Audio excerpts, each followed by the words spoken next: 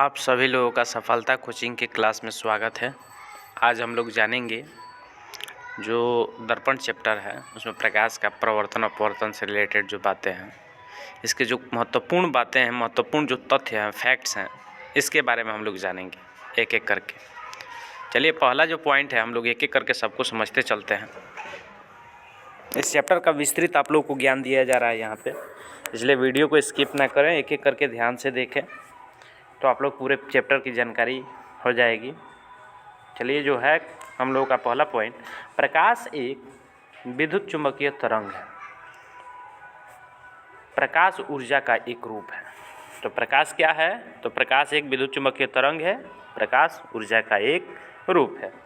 अब ये जानते हैं, निर्वात में प्रकाश का वेग जो होता है 3×10⁸ मीटर प्रति सेकेंड होता है। ये बहुत बार क्वेश्चन पूछा हुआ है।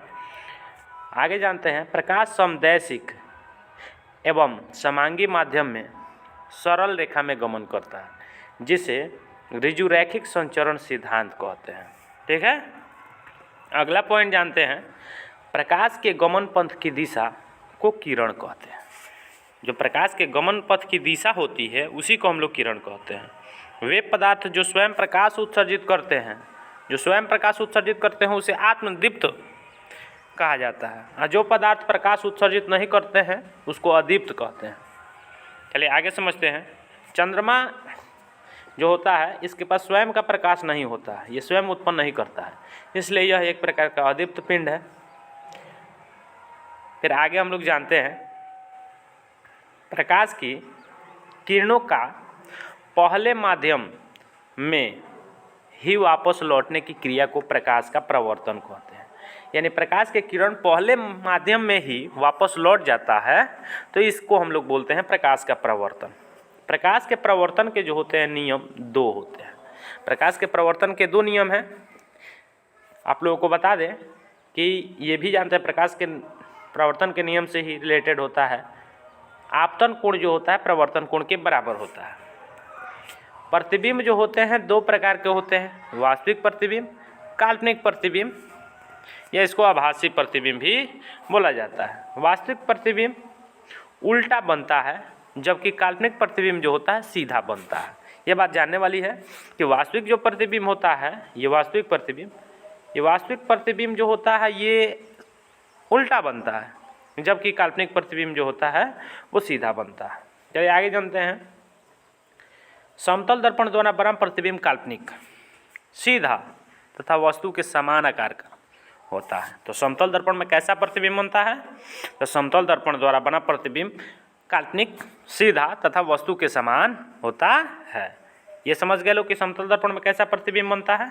अब आगे हम लोग जानते हैं कि गोलीय दर्पण के ज्यामितीय केंद्र को ध्रुव कहते हैं। जो दर्पण होता है इस तरह से, तो यहाँ पे बीच में जो होता है इसी को हम लोग बोलते हैं, यहाँ पे P से इसको सूचित किया जाता है, तो इसको ध्रुव बोला जाता है। ठीक है। या इस तरह से भी दर्पण कोई बनता है, तो यहाँ पे जो होता है इसको हम लोग क्या बोलते हैं? P बोलते हैं। ठीक है। तो गोलीय दर्पण के ज्यामितीय केंद्र को ध्रुव कहते हैं, इसे P से सूचित किया जाता है। आगे समझते हैं, दर्पण में सभी दूरियां जो होती हैं दर्पण के ध्रुव से, मतलब यहीं से सब दूरी मापा जाता है। ठीक है। दर्पण के ध्रुव से, जिस दर्पण का प्रवर्तक सतह किसी खोखले गोले का एक भाग है, तो खोखले गोले का भाग होता है तो उसको हम लोग कहते हैं गोलीय दर्पण। अवतल दर्पण की फोकस वास्तविक और उत्तल दर्पण की फोकस जो होता है काल्पनिक होता है। ये भी क्वेश्चन पूछता है कि अवतल दर्पण की फोकस क्या होती है? तो वास्तविक होती है। उत्तल दर्पण की फोकस जो होता है काल्पनिक होता है। दर्पण के ध्रुव एवं फोकस के बीच की दूरी को हम लोग कहते हैं फोकस दूरी, या इसको एक और नाम है फोकसांतर भी बोला जाता है इसको। ठीक है। अब आप लोगों को बता दें कि अवतल दर्पण को अभिसारी दर्पण, अवतल दर्पण को अभिसारी और उत्तल दर्पण को अपसारी दर्पण कहते हैं। इसका एक और नाम है, अवतल दर्पण को अभिसारी दर्पण कहा जाता है और उत्तल दर्पण को अपसारी दर्पण कहा जाता है। गोलीय दर्पण की फोकस दूरी F वक्रता त्रिज्या R की आधी होती है, यानी कि गोलीय दर्पण की फोकस दूरी वक्रता त्रिज्या की आधी होती है। ये समझने वाला बात है। ये भी पूछता है कि गोलीय दर्पण की फोकस दूरी वक्रता त्रिज्या की क्या होती है? तो आधी होती है। यहाँ पे फॉर्मूला होता है F बराबर R/2 या R बराबर 2F होता है। अवतल दर्पण का उपयोग सोलर कुकर में होता है। इसके अलावा हजामती दर्पण में होता है और बता दें आप लोगों को कि अवतल दर्पण का उपयोग गाड़ियों के अग्रदीपों में किया जाता है। ये सब जो होता है अवतल दर्पण का उपयोग हो गया। अब हम लोग समझते हैं उत्तल दर्पण। उत्तल दर्पण का उपयोग जो होता है साइड मिरर के रूप में किया जाता है।